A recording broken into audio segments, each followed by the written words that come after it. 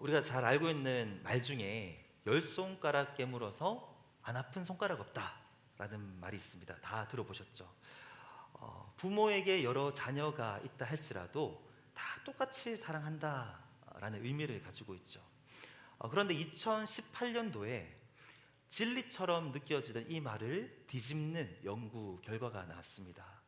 미국의 퍼듀 대학의 사회학 교수인 질 스위터는 이 주제를 가지고 20년 동안이나 연구를 진행해 왔어요. 그리고 그것을 2018년도에 발표한 건데요.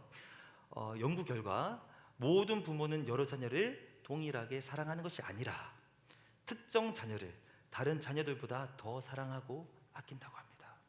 애들은 지금 이 이야기를 들으면 안 돼요. 저희 애들이 또 있네요. 네. 연구 결과가 그렇다고 합니다. 인간의 한계를 보여주는 연구 결과죠.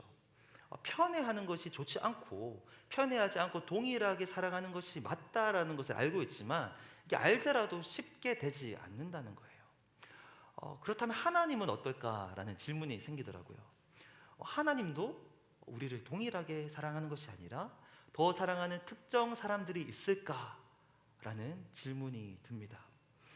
대답하기 쉽지 않은 질문이에요. 그런데 저는 개인적으로 그렇게 생각하고 싶지 않아요. 만약에 편애가 인간의 죄성 때문에 생긴 것이라고 한다면 하나님은 완전하신 분이기 때문에 그러시지 않을 거라고 저는 믿습니다. 하나님은 그분의 자녀들을 동일하게 사랑하십니다. 다만 동일하게 사랑하더라도 그 사랑을 표현하고 느끼는 결은 다를 수 있다고 생각해요. 동일하게 사랑하지만 어떤 자녀는 안타까운 마음으로 사랑할 수 있는 거고요. 또 어떤 자녀는 기쁨으로 사랑할 수 있어요. 그 색깔은 다를 수가 있다는 것이죠. 바울에게 이 빌립보 교회는 특별한 교회였습니다. 물론 다른 교회들도 특별했겠지만 빌립보 교회만이 주는 특별함이 있었어요. 오늘 본문을 통해서 우리는 빌립보 교회를 향한 바울의 특별한 말씀을 알 수 있습니다. 우리 첫 구절 3절 말씀을 다시 한번 읽겠습니다. 내가 너희를 생각할 때마다 나의 하나님께 감사하며. 아멘. 생각할 때마다 빌립보 성도님들 때문에 하나님께 감사한다라고 이야기하고 있어요. 주변에 그런 사람 계세요? 내가 그 사람에 대해서 생각만 하면 감사의 고백이 흘러나오는 거예요. 내가 어떻게 하다가 이렇게 귀한 사람을 만났지? 너무 감사하다. 있으시죠? 네, 바로 옆에 다 있지 않습니까? 그 사람만 생각하면 감사의 고백이 자연스럽게 나오는 사람. 저는 우리 한마음교회 지체들이 서로에게 그런 존재가 되기를 간절히 소망합니다. 4절 말씀도 같은 맥락이에요. 간구할 때마다 너희 무리를 위하여 기쁨으로 항상 간구하면. 너희를 위해서 기도하는데 기도할 때마다 기쁨이 내 마음에서 흘러넘친다. 기쁨으로 기도한다는 거예요. 바울은 분명 많은 교회를 위해서 기도했겠죠. 그런데 교회마다 기도할 때 느끼는 그 마음은 다를 수가 있어요. 어떤 교회는 염려하면서 기도했을 수 있어요. 마음 아파하면서 눈물 흘리면서 사랑하기 때문에 그렇게 기도하는 거죠. 눈물 흘리면서. 대표적인 예가 고린도 교회입니다. 그렇게 기도했습니다. 그런데 빌립보 교회를 위해서 기도할 때는 기쁨으로 기도했다고 말하고 있어요. 부모가 최대한 자녀를 똑같이 사랑하더라도 부모에게 더 큰 기쁨을 주는 자녀는 따로 있는 것처럼 바울에게 빌립보 교회가 그랬다는 거죠. 바울이 빌립보 교회를 어떻게 더 생각하는지 본문은 더 이야기하고 있습니다. 7절 말씀해 보시면 이는 너희가 내 마음에 있음이며. 엄청난 고백이죠. 너희가 내 마음에 있다. 8절 말씀입니다.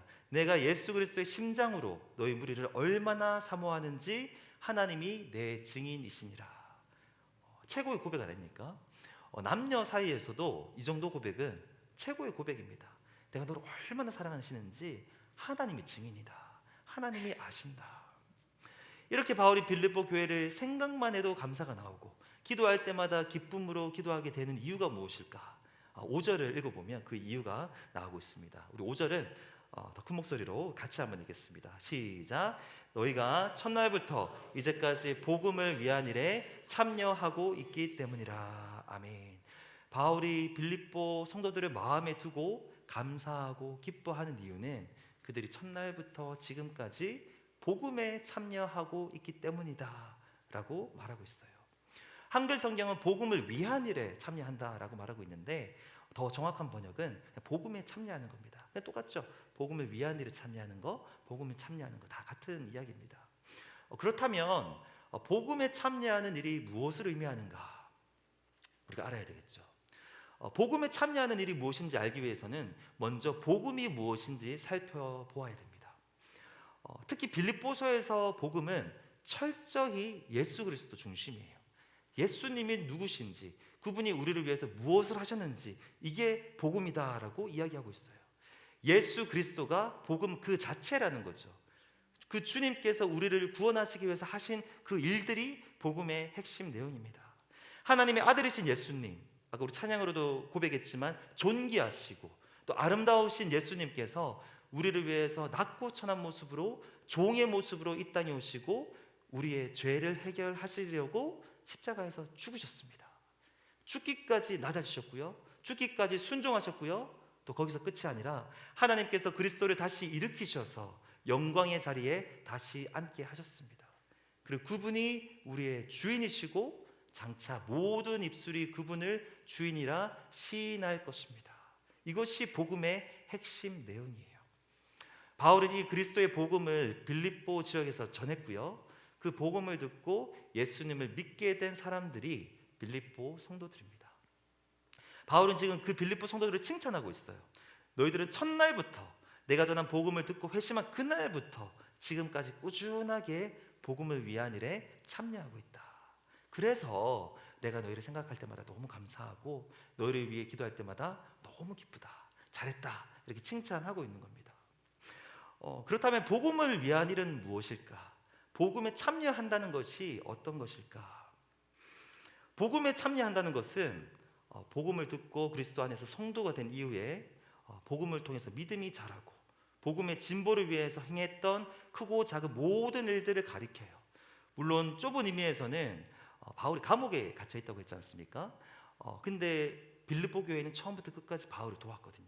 바울을 위해서 기도할 뿐만 아니라 물질적으로 후원해 줬습니다. 이것을 가리킬 수도 있어요. 인간적으로 바울이 얼마나 고마웠겠습니까? 하지만 바울은 지금 자신에게 도움을 준 일에 대해서만 칭찬하는 것은 아니에요. 바울의 진짜 관심은 하나님 나라 전체에 있습니다. 그리고 빌립보 성도님들의 영적인 성장에 바울의 관심이 있습니다. 정리하자면 복음을 위한 일에 참여한다는 것은 우리의 영적인 성장, 또 우리가 복음에 합당한 삶을 살아내는 것, 또 직접적으로 우리가 복음을 전파하는 것, 또 간접적으로는 복음 사역을 위해서 기도하고 물질적으로 후원하는 모든 종류의 복음과 하나님 나라를 위한 모든 종류의 활동을 다 가리켜요. 복음에 반응하면서 믿음으로 행동하는 모든 것이 복음에 참여하는 것이 될 수 있습니다. 바울은 지금 이것을 칭찬하고 있는 거예요. 예를 들면 이런 거죠. 오늘날로 봤을 때 예전에는 믿음이 없었는데 이제는 내가 믿음이 생겨서 교회에 조금씩 더 많이, 그리고 정기적으로 출석하고 싶다. 출석하고 예배에 참석하는 것도 어떤 의미로 복음에 참여하는 겁니다.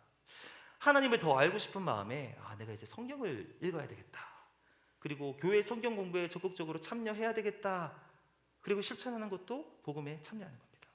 그리고 더 적극적으로는 이제 나의 신앙을 넘어서서 하나님 나라를 생각하며 나의 시간과 물질을 들여서 그럼 내가 다른 사람들을 어떻게 세울 수 있을까 고민하고 노력하고 돕는 모든 과정이 복음에 참여하는 겁니다. 사랑하는 사람에게 복음을 전하는 거, 함께 예배드리러 가자고 지혜롭게 권면하는 거, 그리고 거기에 반응이 없을 때 기도하는 거, 다 복음에 참여하는 겁니다. 만나 섬김이로 이제 또 계속해서 헌신해주고 계신 분들, 그리고 새롭게 더해주신 분들이 있는데, 만나 섬김이로 섬기는 거, 그리고 집사로서 교회를 섬기는 거, 또 나만이 가지고 있는 달란트가 다 다르잖아요. 나의 은사를 살려서 교회에서 작은 부분이라도 봉사하는 거. 이제 우리 만나 모임이 10월 달부터 다시 시작하게 될 텐데 이것도 노력이 필요하거든요. 시간을 내야 되고 또 사람을 만나야 되잖아요. 만나 모임에 참여해서 조금이라도 서로 연결되려고 노력하는 등등 모든 것이 다 복음에 참여하는 거예요. 저 사람의 믿음이 자랐으면 좋겠다라는, 내가 거기에 도움이 되고 싶겠다, 되면 좋겠다라는 어떤 거룩한 의도를 가지고 다가가는 것. 만약에 모르는 사람이라고 할지라도 전도지 한 장을 들고 길에서 그 전도지를 전달하는 것, 다 복음에 굉장히 적극적으로 참여하는 겁니다. 간접적으로는 내가 할 수 없기 때문에 목회자를 위해서, 복음 전도자를 위해서, 그리고 선교사님들을 위해서 기도하고 그들의 사역을 후원하고 힘이 되어 드리는 것, 이 모든 것들이 다 복음에 참여하는 겁니다. 이 시간 우리의 삶을 한번 되돌아봤으면 좋겠어요. 내가 지금 어떤 방식으로 복음에 참여하고 있는가? 내가 어떻게 복음에 반응하고 있는가? 복음의 진보를 위해서, 복음 전파를 위해서, 하나님 나라를 위해서 나는 무엇을 하고 있는가? 먼저는 복음이 무엇인지 이해해야 됩니다. 그리고 복음에 대한 감격이 있어야 돼요. 그게 먼저예요. 그럴 때 복음, 즉 예수님을 통해서 보여주신 하나님의 크신 사랑, 놀라우신 은혜, 예수님의 그 존귀하심, 아름다우심, 우리가 다 주님과 교제하면 할수록요, 주님 너무나도 사랑스러운 분이시고 아름다우신 분이시고 나의 모든 마음과 나의 삶을 드려도 아깝지 않을 만큼 귀하신 분이라는 것을 우리가 깨닫게 됩니다. 그 주님의 아름다우심에 붙들려서 오늘 본문이 요구하는 대로 우리가 살아갈 수 있다는 거예요. 복음은 예수 그리스도 그 자체라고 했는데, 예수님은 여러분에게 어떤 분이세요? 여러분의 삶에서 예수님은 어디에 위치하고 계십니까? 여러분의 마음에서 중심에 자리 잡고 계십니까? 아니면 여전히 내가 내 마음의 중심에 있고 예수님은 주변부에 계십니까? 우리 지난 한 주간을 살아갈 때 예수님에 대해서 생각이 날 때도 있고 그리고 아무 생각이 안 날 때도 있다면 지난 주간 마음에 복음에 대한 감격이 없었다는 뜻이에요. 이 복음에 대한 감격이 없으면 복음을 위한 일에 참여하기가 쉽지 않습니다. 그래서 우리가 먼저는 복음을 경험해야 돼요. 먼저 복음을 경험하시기를 주님의 이름으로 축복합니다. 하나님의 사랑을 깨닫고 예수님과 온전히 연합하시기를 축복합니다. 예수님이 얼마나 좋은 분인지 몰라요. 아무리 말로 해도 이게 계속해도 부족합니다. 얼마나 매력적이신 분이신지, 얼마나 존귀하신 분이신지, 얼마나 아름다우신 분이신지 모릅니다. 그 예수님을 알게 되면, 그 예수님을 경험하시면, 그 예수님에 대한 그 복음의 감격을 경험하면 그 복음을 위한 일에 참여하지 말라고 해도 참여하지 않을 수가 없다는 거죠. 빌립보 성도들은 첫날부터 복음에 참여했다고 본문은 기록하고 있어요. 그래서 바울이 더 칭찬한 겁니다.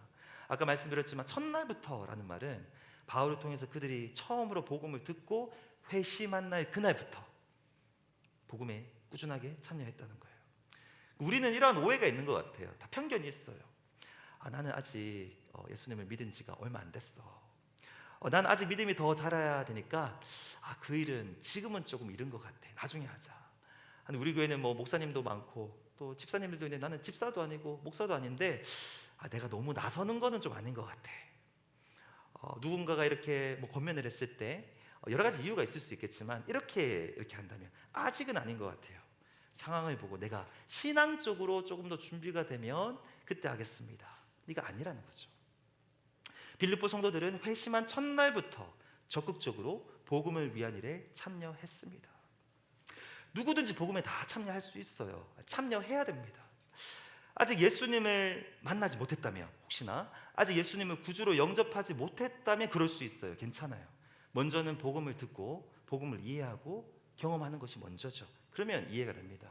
하지만 나에게 믿음이 있다면, 우리가 하나님의 자녀가 되었다면 우리는 다 예수님의 제자예요. 복음을 위한 일에 참여해야 된다는 겁니다. 한 번 더 진지하게 생각해 보시면 좋겠어요. 내가 어떤 방식으로 복음에 참여하고 있는가? 내가 하나님 나라를 위해서 무엇을 하고 있는가? 제가 이런 질문들을 또 계속해서 드리는 것은 이 시간 제가 구체적으로 이런 거 하십시오, 무엇을 하십시오, 이런 방식으로 복음에 참여하십시오라고 개개인에게 적용점을 드리기는 쉽지 않습니다. 왜냐하면 복음에 참여하는 방식이 너무 다양하고요, 상황에 따라 다르고요, 다른 사람들이 또 판단할 수도 없고요, 이미 그분은 나름대로 잘 하고 계실 수도 있어요. 그리고 가지고 계신 은사에 따라 너무나도 다양하기 때문에 하나하나 일일이 말씀드릴 수 없습니다.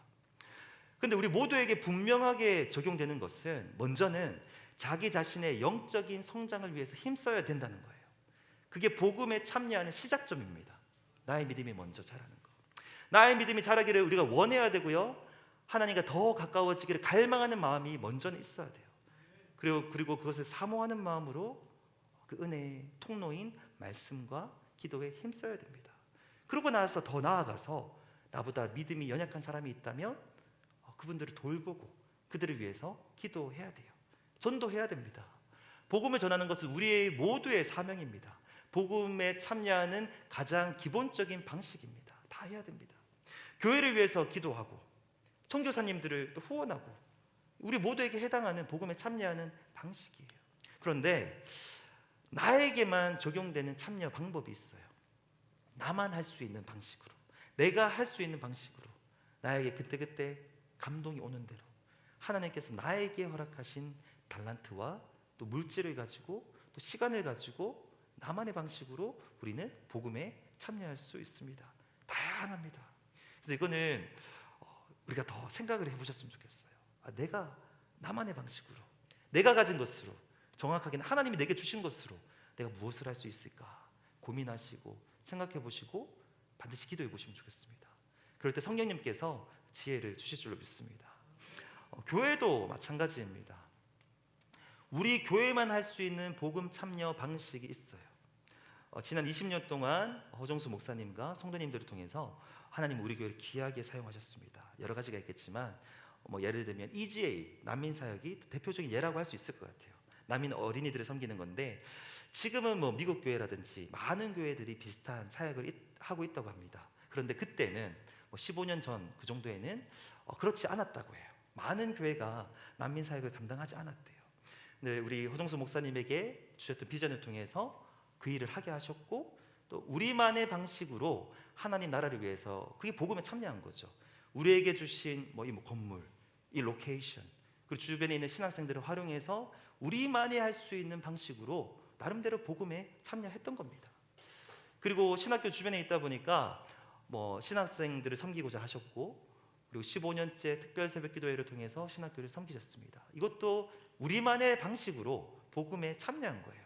제가 다른 의도는 전혀 없고요. 오늘 본문에 비추어서 우리 교회의 지난 날들을 되돌아보는 거예요. 어느 것 하나 쉬운 것이 없었는 줄로 믿습니다. 거기에는 성도님들의 헌신이 있었어요. 성도님들의 헌신 없이는 아무것도 가능하지 않습니다. 바울은 빌립보 교회가 복음을 위해 참여한 것을 마음에 품고 이렇게 기뻐하고 있는데 하나님은 어떠하셨겠습니까?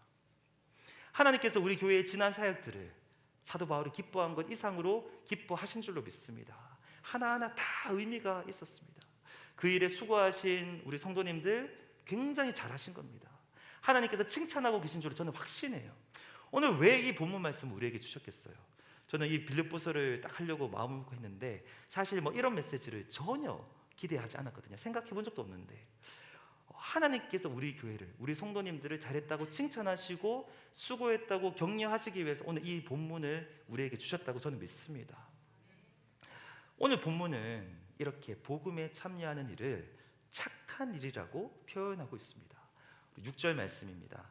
너희 안에서 착한 일을 시작하신 이가 그리스도 예수의 날까지 이루실 줄을 우리는 확신하노라. 아멘. 여기서 착한 일은 일반적인 구원을 이야기할 수 있어요. 하나님께서 우리를 구원하시고 우리를 변화시켜 나가시는 일, 그리고 끝까지 우리의 구원을 완성시키시는 일.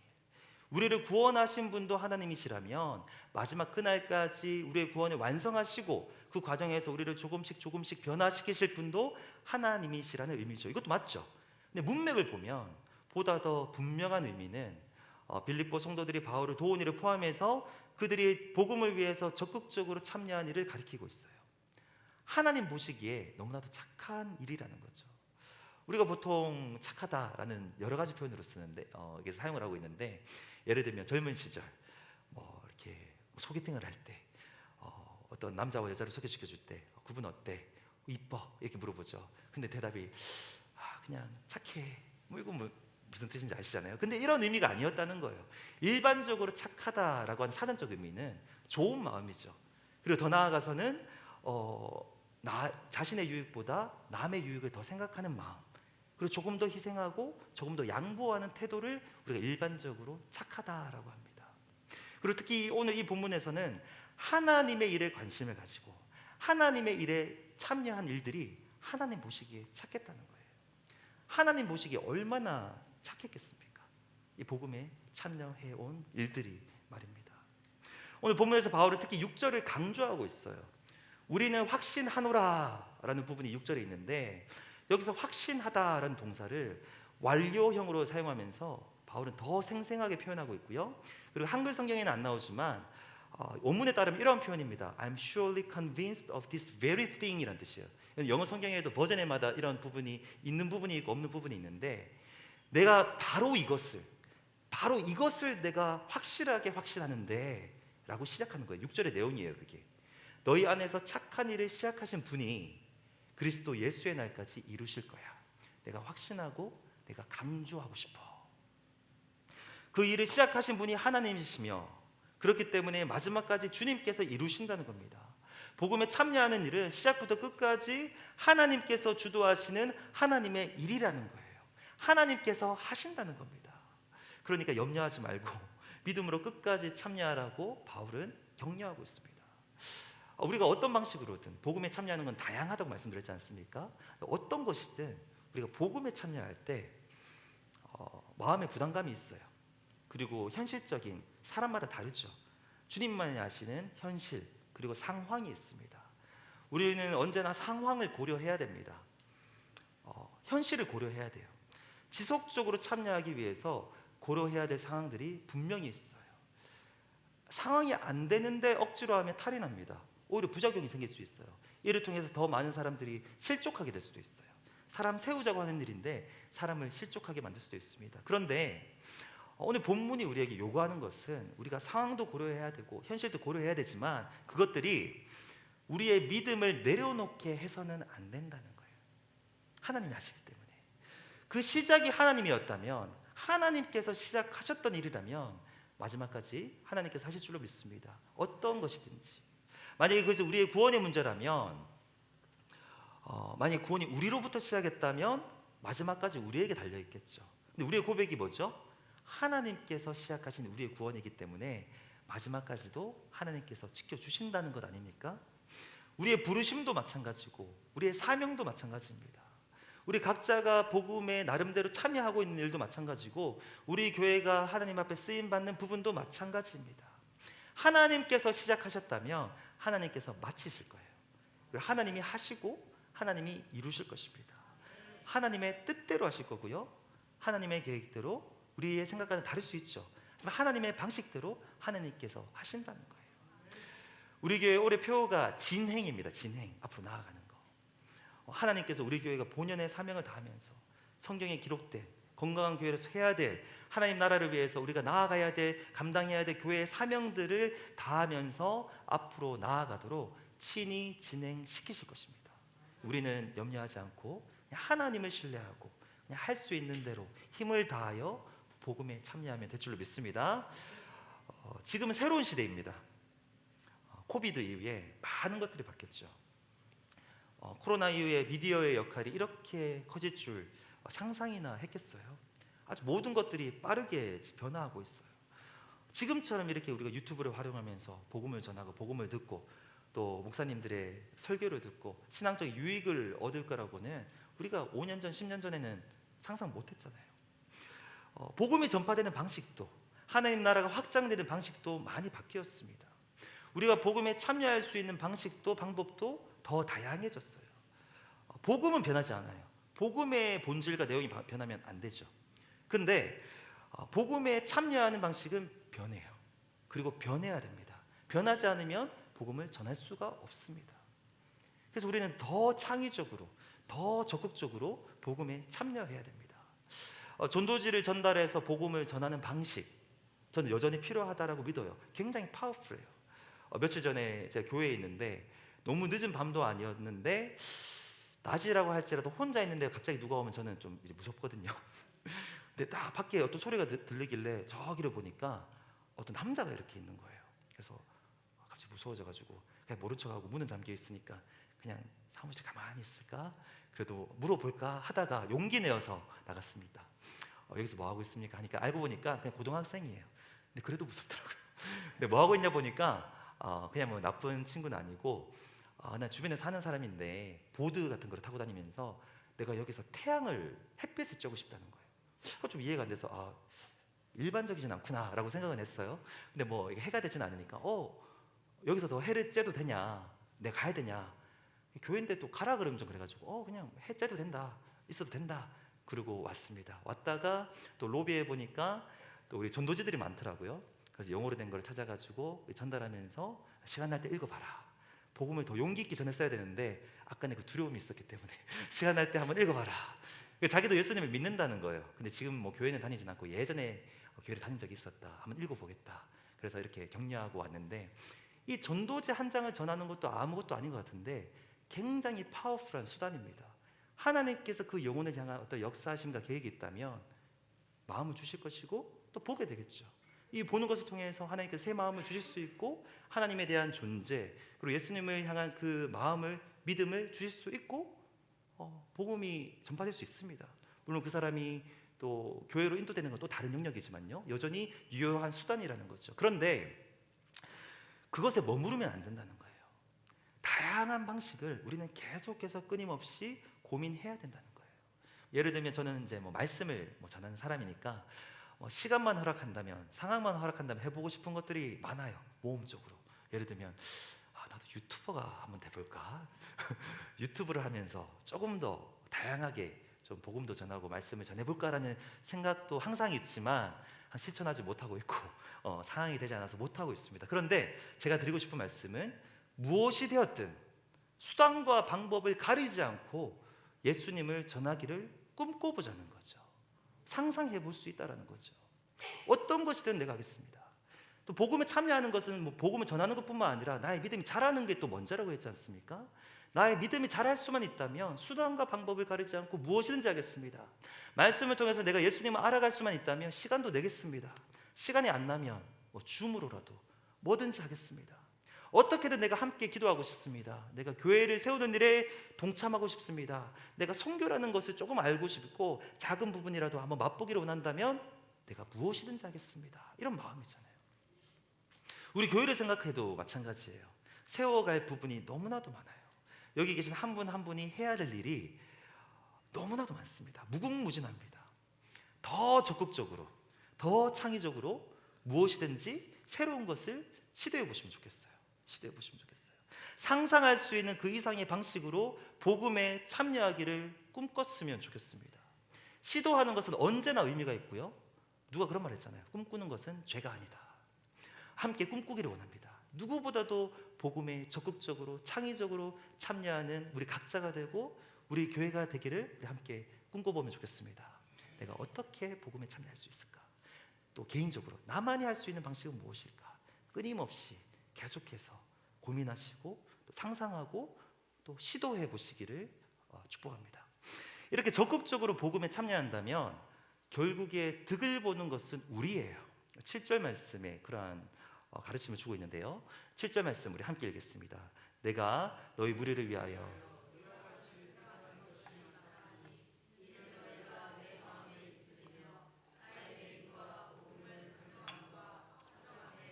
다 나와 함께 은혜에 참여한 자가 됨이라. 아멘.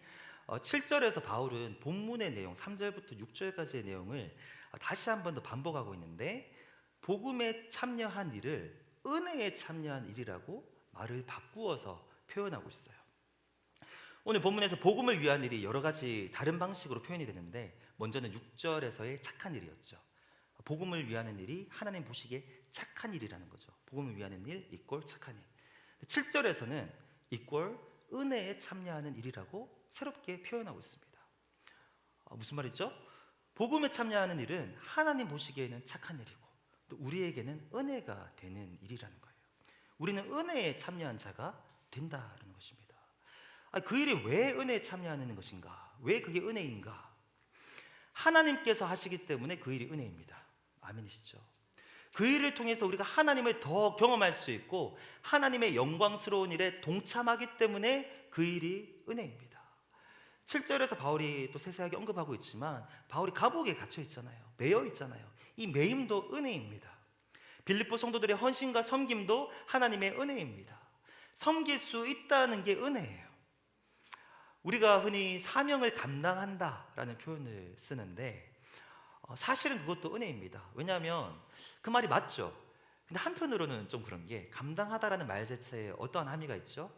그 일이 정말로 힘든 일인데 때로는 하기 싫은 일인데 내가 인내하면서 참으면서 한다라는 표현이 감당하다이잖아요. 근데 만약에 복음에 참여하는 모든 일이 은혜라는 것을 우리가 인정한다면, 섬길 수 있다는 것도 은혜라는 것을 인정한다면, 사명도 은혜라는 것을 인정한다면 우리가 그렇게 표현하지 않을 수도 있다는 거예요. 이 사명이라는 것도 하나님께서 시켜주셔야 할 수 있는 일이기 때문에 이것도 은혜입니다.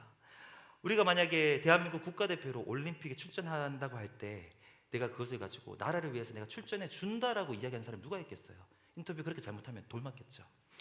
물론 그 과정에서 땀 흘리면서 일하고 하고 싶은 것을 포기하고 열심히 노력하는 부분이 있지만, 그럼에도 불구하고 내가 나라를 위해서 출전해 준다라고 하는 사람은 아무도 없을 거예요. 왜냐하면 결국에 자기 자신에게 영광스러운 일이기 때문에 그런 거죠. 그래서 사명을 감당하는 것도 은혜예요. 감당할 수 힘도 주님께서 주시는 거예요. 내 힘으로 하는 것이 아닙니다. 그렇기 때문에 은혜입니다. 그래서 저는 사명을 감당하다라는 말도 맞지만 사실은 사명을 누린다라고 표현해 보면 그것도 너무나도 좋을 것 같아요. 사명이 은혜이기 때문에 우리는 그 사명의 은혜를 누리는 거죠. 사명을 다 누리시기를 주님의 이름으로 축복합니다. 하나님께서 시작하셨고 하나님께서 도우셨기 때문에 빌립보 성도들은 복음에 참여할 수 있었어요. 사실은 하나님께서 하시는 일에 우리가 참여한 거예요. 우리가 도움이 되고 우리가 참여한 것처럼 보이지만 결국에는 우리에게 은혜가 되는 일입니다. 사명을 우리가 누리고 은혜를 더 깊이 경험하는 일입니다. 바울은 마지막 구절에서 빌립보 성도들을 향한 자신의 마음을 다시 한번 더 강조하고 있습니다. 우리 8절 말씀 읽겠습니다. 내가 예수 그리스도의 심장으로 너희 무리를 얼마나 사모하는지 하나님이 내 증인이시니라. 아멘. 내가 너희를 얼마나 사랑하는지 하나님이 내 증인이다. 우리가 주목해야 될 표현이 있습니다. 예수 그리스도의 심장으로. 그들을 향한 바울의 사랑은 인간적인 수준의 사랑이 아니었어요. 인간적인 마음으로는 그렇게 지속적으로 뜨겁게 계속해서 사랑할 수 없죠. 단순히 바울에게서만 우러나오는 사랑이 아니었습니다. 바울의 마음에 있는 그 사랑의 원천은 예수님의 마음이에요. 예수님의 심장. 그들을 향한 예수님의 심장으로 바울이 사랑했던 거예요. 이것은 바울이 복음에 붙들려 있었고요, 예수님 안에 거하고 있었기 때문에 그 마음을 경험할 수 있었고, 그렇게 할 때 경험하게 되는 그 예수님의 마음으로 그들을 사랑하고 있었던 겁니다. 그 마음으로 진심을 담아서 고백하고 있는 거예요. 사랑한다. 그리스도의 심장으로 너희를 사랑한다. 너희가 복음에 참여하고 있는 이 일 너무나도 기쁘다. 너무나도 잘했고 너무나도 수고했고 주님의 마음으로 너희를 사랑한다. 이렇게 고백하고 있는 겁니다. 바울은 지금 예수님의 심장으로 그들을 갈망하고 있기 때문에 사실 그 사랑은 그들을 향한 예수님의 사랑입니다. 바울은 지금은 없습니다. 우리에게 이게 적용될 수 없어요. 바울은 지금 천국에 있죠. 그리고 지금은 더 이상 사도들이 존재하는 사도 시대도 아닙니다. 우리들을 이렇게 뜨겁게 사랑하는 사도들은 더 이상 없습니다. 하지만 여전히 우리를 동일한 심장으로, 그때 바울도 예수님의 심장으로 사랑했죠, 뜨겁게. 하지만 그 심장이 누구 것입니까? 예수님의 것이죠. 그렇다면 동일한 심장으로 여전히 우리를 뜨겁게 사랑하는 분이 계신데 그분이 바로 예수님이세요. 예수님께서 이 땅의 모든 교회들을 동일한 마음으로, 바울에게 주셨던 그 동일한 마음으로 예수님의 심장으로 사랑하고 계시고요, 우리 한마음교회를 그렇게 사랑하고 계신 줄로 믿습니다. 자신의 핏값으로 우리 교회를 세우셨어요. 그래서 예수님의 마음에 여전히 우리 교회가 있다는 것을 우리가 믿어야 돼요. 예수님께서 우리를 사모하시고 사랑하시고요, 그리고 바울이 오늘 말씀에서 그랬던 것처럼 주님께서 우리를 격려하십니다. 바라기는 우리가 사랑받는 것에는 변함이 없겠죠. 하나님은 동일하게 모든 교회를 사랑하시니까, 모든 지체들을 사랑하시니까 그 사랑받는 것에는 변함이 없겠지만, 우리가 예수님의 마음 안에 있다라는 것에는 변함이 없겠지만, 바라기는요, 빌립보 교회가 그랬던 것처럼 우리가 주님께 행여나 염려거리가 아니라 감사와 기쁨의 제목이 되면 좋겠습니다. 우리 한 사람 한 사람이 우리가 복음에 참여할 때, 하나님이 하시는 하나님의 일에, 그 영광스럽고 은혜로운 일에 참여할 때 하나님께서 우리를 그렇게 크게 기뻐하시고 우리 각자 한 명 한 명을 그렇게 기뻐하실 줄로 믿습니다. 우리 이 시간은 함께 찬양했으면 좋겠는데요, 사실 제가 찬양을 선곡하면서 좀 고민이 많았어요. 왜냐하면 이 내용과 연결되는 찬양이 잘 발견이 안 된다 그랬는데, 너무나도 딱 맞는 찬양을 발견했는데 그게 조금 사람들이 잘 모르는 그런 찬양입니다. 새로운 찬양이에요. 근데 가사가 너무 좋습니다. 그 가사에 보면 이러한 내용이 있습니다. 내가 주를 섬기는 일에 후회가 없습니다. 세상에서 가장 복된 일이 예수님을 만난 거고, 세상에서 가장 잘한 일이 우리 예수님을 주로 섬기고 고백한 것입니다. 그렇기 때문에 내가 주님을 이때까지 섬겨온 것 후회가 없고 앞으로도 꾸준하게 주님을 섬기겠습니다라는 고백인데, 조금 멜로디가 어색하실지라도 우리 가사를 생각하면서 우리 같이 찬양하고 우리 기도하면 좋겠습니다.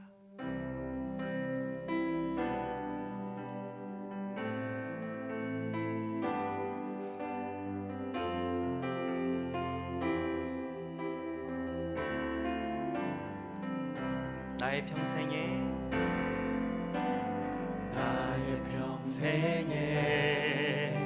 가장 복된 일은 내가 예수님을 만난 것이라. 나의 평생에 가장 잘한 일은 내가 예수님을 주로 섬긴 것이라. 세상 살 동안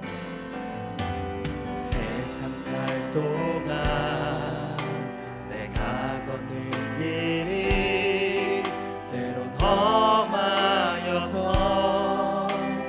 넘어질 때 주님의 강한 손이 나를 붙드시니 나는 예수님만 주로 섬기며 나는 주를 섬기는 것에 후회가 없습니다. 내가 걸어온 모든 주님의 은혜인 줄로 믿습니다. 주의 은혜니 내가 걸어갈 모든 날도 주만 섬기며 살리. 오직 예수 이름 부르며 살아가. 우리 한 번 더 고백합니다. 나의 평생에 가장 복된 일은 내가 예수님을 만난 것이라. 나의 평생에 가장 잘한 일은 내가 예수님을 주로 섬긴 것. 세상 살 동안 내가 걷는 길이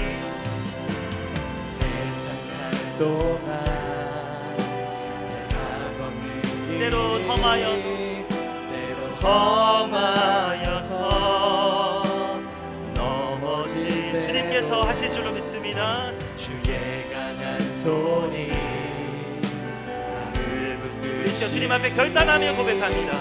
나는 예수님만 주로 섬기며 살리. 나는 주를 섬기는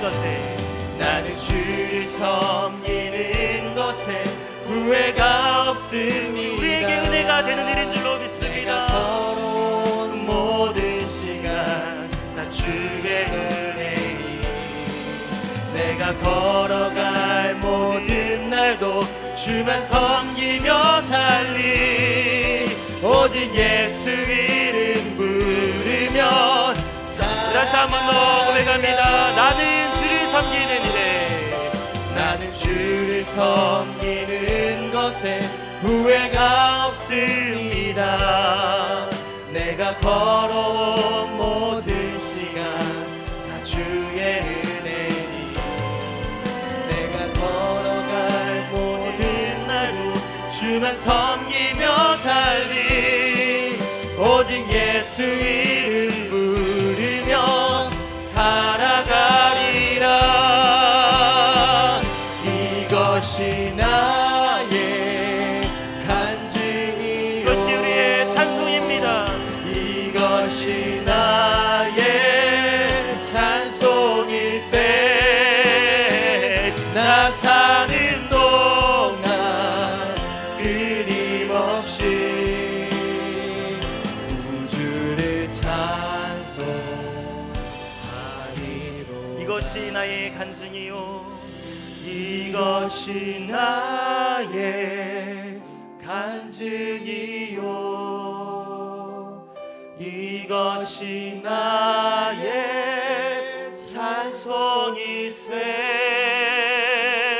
나 사는 동안 끊임없이 구주를 찬송하리로다.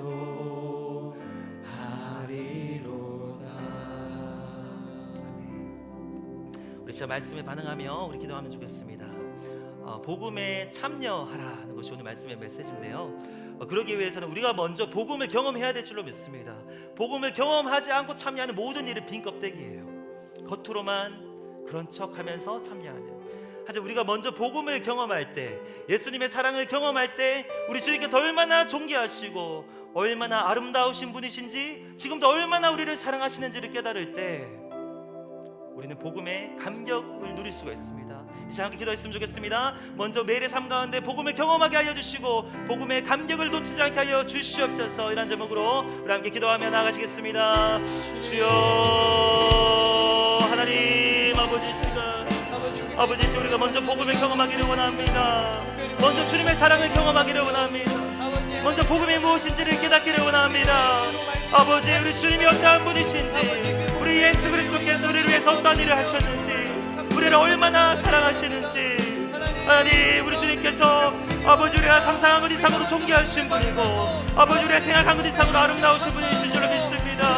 그 아름다우신 주님께서 우리를 위해서 낮고 천한 모습으로 오시고 종의 모습으로 오셨고 죽기까지 우리를 구원하시기 위해서 생명 내어주신 줄로 믿사오니 아버지 우리가 날마다 그 복음의 능력에 사로잡게 하여 주시옵소서. 우리가 먼저 복음을 경험하게 하여 주시옵소서. 우리가 먼저 복음을 깨닫기를 소망합니다. 하나님 아버지 매일매일 복음의 감격 가운데 살아가는 우리 모두가 될 수 있도록 주님 도와주시옵소서. 우리 한 번 더 기도하시겠습니다. 복음에 참여케 하여 주시옵소서. 내가 하는 것이 아니라 하나님께서 하심을 믿고 주님을 신뢰하며 복음에 끝까지 참여하는 은혜를 누리게 하여 주시옵소서. 우리가 더 적극적으로 했으면 좋겠습니다. 우리 나만이 할 수 있는 방법을 꼭 기억하시고 고민하시고 또 상상하시고 시도하셨으면 좋겠어요. 성령께서 우리에게 지혜를 주셔서 더 창의적으로 더 적극적으로 나만 할 수 있는 방식으로, 우리 교회만이 할 수 있는 방식으로 끝까지 복음에 참여할 수 있는 그 은혜를 주시옵소서. 이런 은혜를 누리게 하여 주시옵소서. 다시 한 번 더 기도하시겠습니다. 하나님 아버지 복음에 참여하는 은혜를 주시옵소서. 사명을 누릴 수 있게 하여 주시옵소서. 저희 하나님 나라를 위해서 참여하는 그 기쁨을 누리기 원합니다. 하나님이 하실 것을 믿습니다.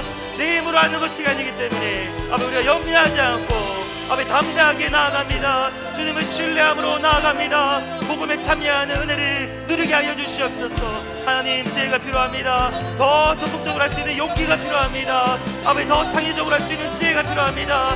무엇이든지 수단과 방법을 가리지 않고 복음의 실체가 되시는 예수님을 전하며 아버지 예수님을 따라 살 수 있는 아버지 우리 모두가 될 수 있게 알려 주시고 우리 모두가 그 복음에 참여케 하여 주시옵소서. 고민하게 하여 주시고 기도하게 하여 주시고 아버지 시도하며 아버지 그렇게 나아가는 우리 모두가 될 수 있도록 주님 도와주시옵소서.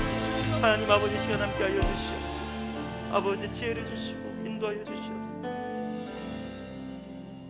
하나님 아버지 감사합니다. 오늘 이 말씀 앞에 우리가 반응하기를 원합니다. 우리에게 믿음을 주시고 지혜를 주시고 용기를 주셔서 먼저는 주님이 주신 그 놀라우신 사랑을 경험하고 그 사랑에 힘입어서 그 사랑에 감격하여서 우리의 삶이 복음에 참여하는 삶이 되게 하시고 우리 교회가 그러한 교회 될 수 있도록 인도하여 주시옵소서.